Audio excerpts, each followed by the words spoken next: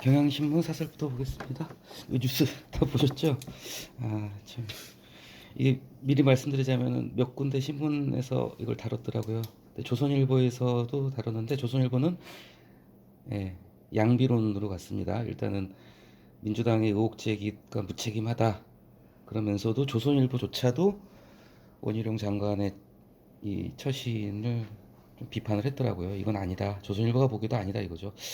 이게 표현이 적절할지 모르겠지만 도박판에서 높은 패를 지었나 봐요. 하여튼 뭔가 속임수를 의심받으니까 판을 다 엎어버린 약간 그런 모양새 같아요. 네. 손 안에 뭐 들고 있니 하고 확인하려고 하니까 그냥 에이 하고 다 엎어버린 거죠. 네. 하남 그 서울 외곽의 그 위성도시 하남에서 양평까지 이어지는 2017년도에 시작했대요. 1조 7천억짜리 사업이랍니다. 이게 문제가 뭐냐면요. 저는 딱 드는 생각이 이거더라고요. 찾아봤어요. 이 도로 하나 설계 시작을 하려면 일단 용역하잖아요. 이 찾아보니까 용역비가 10억이 들어갔더라고요. 10억이 그냥 한순간 날아가 버린 거예요, 지금 이게. 게다가 이 양평 지역 주민들은 제가 봤을 때 이거 원희룡 장관 때문에 양평이 지금 아마 거기 지역구 국회의원이 아마 국민님이실 것 같은데 어제 잠 못 잤을 거예요. 이 장관 때문에 다음 선거는 다 날아갔다든지. 이 지역 주민들 같은 경우는 당장 뭐 보상에 대한 기대도 있을 것이고 개발에 대한 기대가 얼마나 컸겠어요. 근데 지금 하루아침에 이렇게 됐다는 게 내용은 되게 어렵지 않은 내용이니까요. 이제 그 글의 구조를 보면은 첫째 단락에서 하고 싶은 말 두 가지로 다 했죠. 일단은 팩트 소개를 했고요. 원장관이 전면 중단. 예. 이걸 좀 보겠어요. 같은 표현을 갖다 계속 반복할 수밖에 없는 글입니다. 이건 왜냐면은 원희룡 장관이 전면 중단한 걸 비판을 했기 때문에 이 전면 중단이란 말을 동어 반복을 여러 번 할 수밖에 없는 글이에요. 근데 여러 가지 표현으로 바꿔 써갔습니다. 그걸 제가 좀 짚어봤거든요. 첫 번째 줄의 중간에 전면 중단, 두 번째 줄 후반부에 백지화, 세 번째 줄 중간에 무산, 그 다음 단락 두 번째 줄에 갑자기 없던 일로, 예? 그리고 세 번째 단락 밑에서 두 번째 줄 하루아침에 중단. 다 같은 말이잖아요. 이 글 쓸 때 아마 글쓴이는 그걸 좀 고민을 했을 거예요. 이게 전면 중단을 계속 반복을 할 수는 없잖아요. 그래서 다양한 표현으로 바꿔가면서 이제 베리에이션을 한 거죠. 전면 중단, 백지화, 무산, 갑자기 없던 일로, 하루아침에 중단, 다 같은 표현이죠. 첫 번째 단락에서는 두 가지식으로 이제 원희룡 장관이 이렇게 했는데 팩트를 쓰고요. 개탄을 금할 수 없다. 사설에서는 좀처럼 보기 힘든 표현인데요. 사설은 굉장히 좀 드라이한 표현이거든요. 감정 섞인 비난은 최대한 안 하는 게 사설인데 개탄을 금할 수 없다고까지 얘기를 했습니다. 원장관은 민주당의 의혹 제기를 날파리 선동이다. 국력을 낭비할 수 없다고 했는데 따옴표를 따왔죠. 그 사람이 한 말 그대로 가지고 와서 써주는 거예요. 세상에 이게 국력 낭비를 할 수 없다고 그랬는데 사설 쓴 사람이 말하는 거죠. 지금 원장관 네가 하는 게 바로 국력 낭비야 지금. 갑자기 없던 일로. 진짜 양평 시민들은 양평이 시민인가요? 양평 제가 양평 군인데. 예, 이거 좀 못하네요. 양평 국민들에게는 사과 한마디 없는 이게 또 중요하죠. 사과 한마디 안 했더라고요, 실제로. 그래서 이게 참 의심을 좀 받을 수밖에 없는 상황이에요. 그 다음 글 자세히 읽어보셨겠지만 예타에서 예타 통과됐으면 사실 결정된 거거든요. 근데 종중 노선을 갖다가 바꿔버렸어요. 이제 지금 지역 갈등의 문제도 생기고 있대요. 양서면하고 강상면하고 두물머리를 사이에 둔 양면이 이제 이웃이 왼수지간이 된 거예요, 면길이. 이제 실제 땅이 많이 있다고 그러더라고요. 그 오빠 땅도 있고. 도로 하나 뚫리면 땅값이 얼마나 오르는지는 아시잖아요. 누가 봐도 합리적인 의혹제기다 이거는 누가 봐도. 심지어 조선일보도 마지 못한 듯이 좀 이렇게 카바를 쳐줬어요. 민주당의 정치공세도 하면서도 조선일보도 할 말이 없는 거가 됐거든요. 게다가 원장관은 한술 더 떠서 다음 정부가 아니라 장관직을 걸겠다. 이 장관직을 어디다 걸었냐면요. 거기 김건희 일가 땅이 있는 걸 내가 미리 알았다면 장관직을 걸겠다고 했는데 아침에 뉴스 났어요. 작년 국감에서 이거 지적했었던 부분이에요. 그쪽에 김건희 땅이 있는 거 알고 계시죠 하고 민주당이 질문을 했었고 원장관도 인식을 하고 있었어요. 그러니까 말 그대로 하면 장관직 내놔야 돼 지금. 큰일 났어요. 자, 이게 이제 이 다음 표현은 흔한 표현이지만은 뭐 우리도 업무상 글을 쓸 때 뭐 5분 자유발언 같은 데서 쓸 수 있는 표현입니다. 의혹은 있는 그대로 밝히고 문제가 있으면 바로 잡으면 된다. 정석이죠. 의혹을 갖다가 해명을 하고 문제 있으면 바로 잡고 그렇게 하면 될 건데 이걸 갖다 하루아침에 판을 엎어버리고 극단적이고 감정적인 언사를 쏟아내는 건 어이없고 황당할 뿐이다. 사설에서 등장하기 힘든 감정적인 표현이 또 나왔습니다. 사업 무산의 정치적 책임 야당이 말 못할 사정이라도 있는지 묻게 된다. 묻지 않을 수가 없겠죠. 자, 그 다음 단락에서 이제 결론을 내리면서 이제 이게 사실 그 과정에 지금까지 오는 과정에서 해명이 좀 오락가락했고 의혹에 불을 지핀 거는 사실 원장관과 국토부였다. 이게 좀 약간 이 효과 부분, 사업 타당성이나 이런 부분에 있어서 조금 이견은 좀 있더라고요. 보니까 이거 어느 쪽이 옳다고 하긴 힘든데 어쨌건 간에 비용이 더 드는데 또 교통분산 효과도 좀 적다고 그래요. 근데 왜 이게 이제 2017년도니까 옛날부터 이제 추진해야 되는데 왜 정부 출범하고 나서 갑자기 그쪽으로 정점을 바꾸려고 했는지 낱낱이 밝혀져야 한다. 낱낱이 같은 표현이 맨 마지막 문장에 나옵니다. 소상히 낱낱이 밝히고 소상히 밝히고 똑같은 얘기죠. 이런 걸 좀 유심히 보면은 글을 쓸 때 좀 표현이 풍부해지겠죠. 자, 게다가 추가로 땅이 더 있다는 사실까지 밝혔다. 이건 제가 봤을 때 진짜 원 장관이 자충수를 둔 게 아닌가 싶어요. 이거 저 분명히 민주당에서는 국정조사 가자고 할 것 같은데 예, 좀 더 크게 일이 된 것 같습니다. 중요한 건 뭐냐면은 여기도 양평 시민이라고 돼 있네요. 이거 교육 제대로 안 받네요. 국민들의 낙담과 피해는 누가 책임질 것인가? 예, 무책임 결정 철회하고 소상히 밝혀야 한다. 아무튼 판단은 뭐 아직 이게 진짜로 정말 김건희 일가를 위해서 한 게 아니라 합리적인 이유로 했던 걸 수도 있겠죠. 근데 그렇다면 떳떳하게 논리적으로 근거를 들어서 반박을 하고 정면 돌파를 하는 게 맞겠죠. 제 생각엔 그렇습니다. 근데 그냥 판을 엎어버린다. 이걸 1조 7천억짜리 사업, 이미 용역비만 10억이 들어간 사업을 갖다가 참, 예. 지금 양평군 국회의원이 누구신지 모르겠지만 열 받았을 거예요 지금. 예. 그 다음 글 보겠습니다. 이게 좀 꼭 시사하고 관련된 게 아니더라도 에세이죠 일종의. 근데 좀 좋은 글인 것 같아서 골라봤어요. 예. 다 읽어보셨으니까 내용이 이렇게 어렵진 않죠. 구조 먼저 보겠습니다. 이게 전 딱 보고 이게 나만 그러나 그런 생각이 나만 그러는 게 아니구나 생각이 들었어요. 행복을 두려워하는 사람도 있습니다. 이만하면 행복감을 느낄 법도 한데 참 좋은 표현인 것 같아요. 안온한 만족감, 편안하고 따뜻한 만족감이죠. 이 행복감을 동어 반복을 피하기 위해서 이렇게 한 거예요. 이만하면 행복감을 느낄 법도 한데 그 행복을 느껴버리고는 보통 이렇게 쓰겠죠. 근데 조금 고민을 했을 거예요. 똑같은 행복이란 말을 반복하기 싫으니까 다른 표현으로 뭐가 있을까 찾아봐서 만들어낸 표현인 것 같아요. 좋은 표현 같습니다. 안온한 만족감. 경계하는 거죠. 심리학에 이런 게 있나 봐요. 저도 처음 알았습니다. 행복에 대한 혐오, 행복에 대한 공포.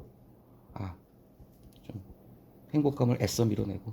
자, 여러 이유가 있습니다 하고 이제 그 다음 단락부터 네 단락에 걸쳐서 그 단락부터 네 단락에 걸쳐서 그 이유를 하나씩 분석을 해주고 있어요. 상당히 좋은 그림 같습니다.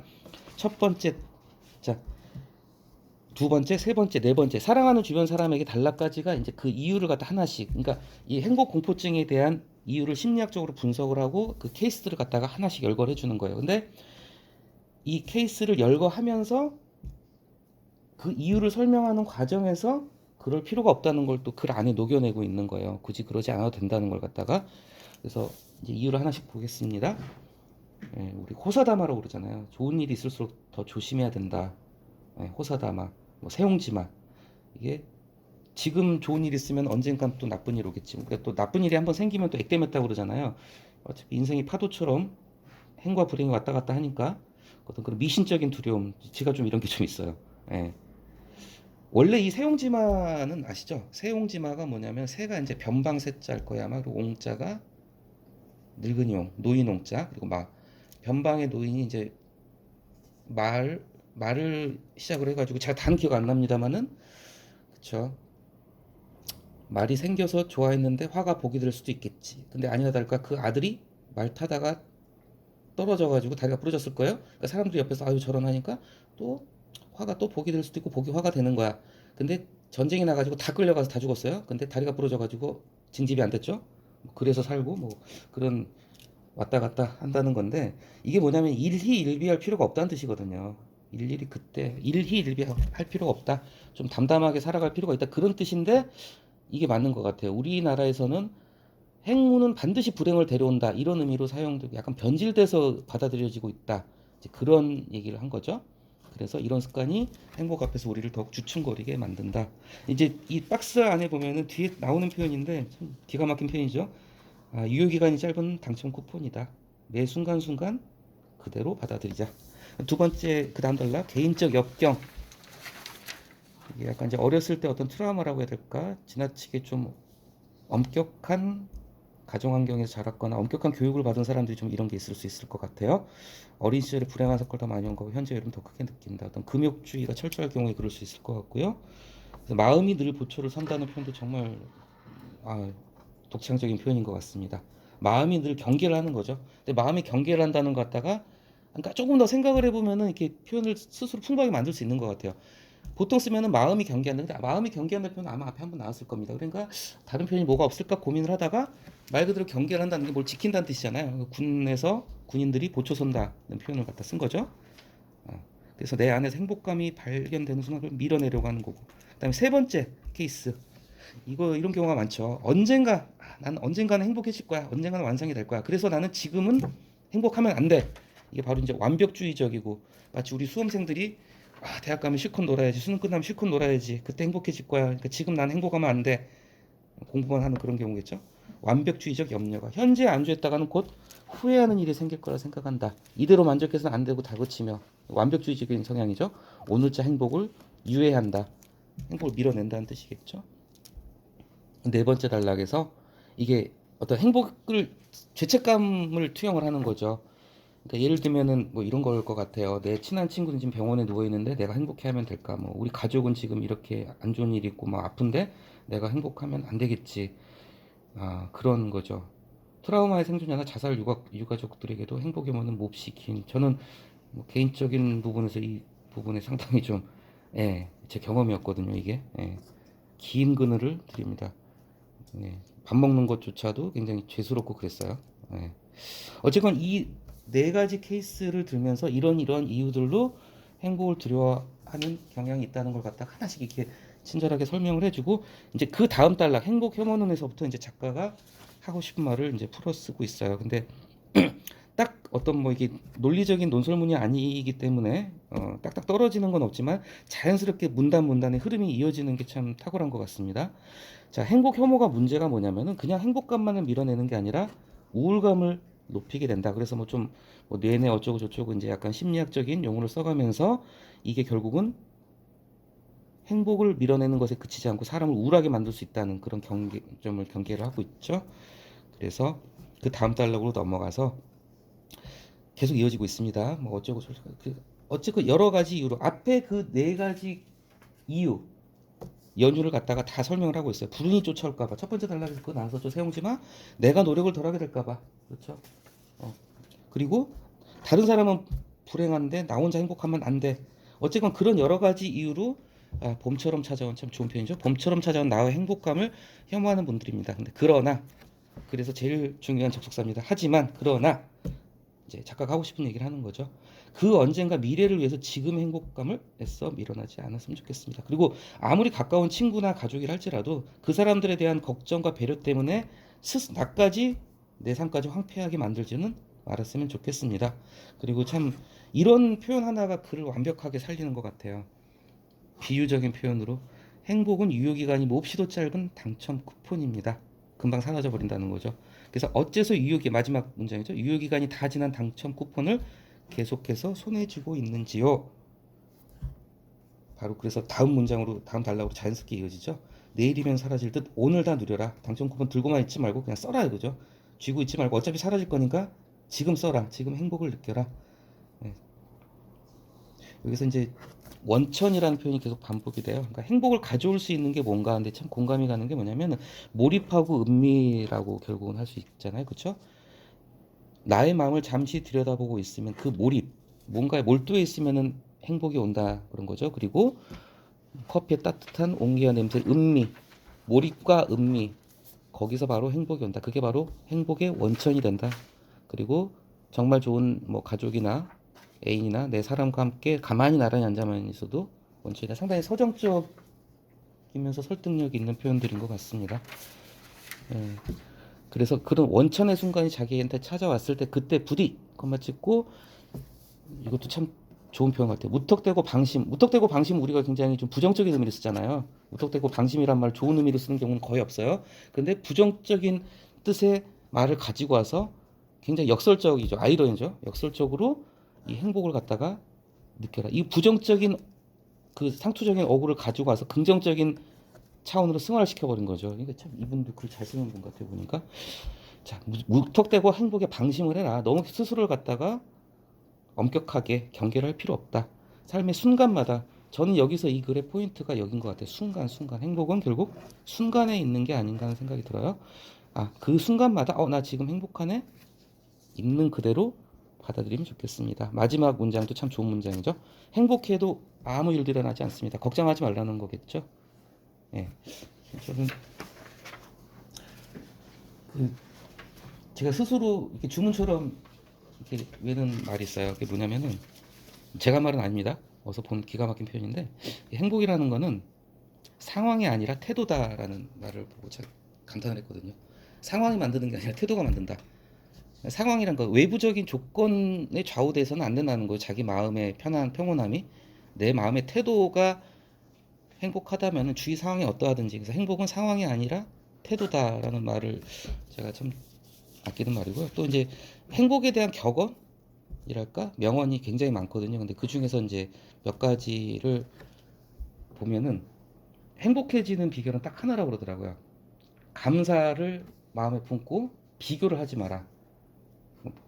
아주 작은 것에 감사하면 행복해질 수밖에 없다 사람은. 그리고 절대 비교하지 마라. 근데 여기서 이 비교는 남과 비교하지 말라는 의미도 당연히 있겠지만 자기 자신하고도 비교하지 말라는 거예요. 이게 뭐냐면은 과거하고 미래. 그러니까 미래 여기서도 이제 그런 대목이 나오지만 미래에다가 행복을 유보를 예약을 해두느라고 지금을 희생하지 말라는 얘기잖아요. 그러니까 미래의 내 모습, 과거의 내 자신의 모습하고 자꾸 비교하지 마. 내가 옛날에 잘 나갔었지. 나의 리즈 시절이 이랬지. 나의 좋은 시절. 그 시절하고 지금하고 비교를 하게 되면 지금이 더 불행이잖아요. 과거도 생각하지 말고 미래도 생각하지 말고 그냥 지금 이 순간에. 그래서 아까 제가 이제 그 순간이란 표현을 주목을 했는데요.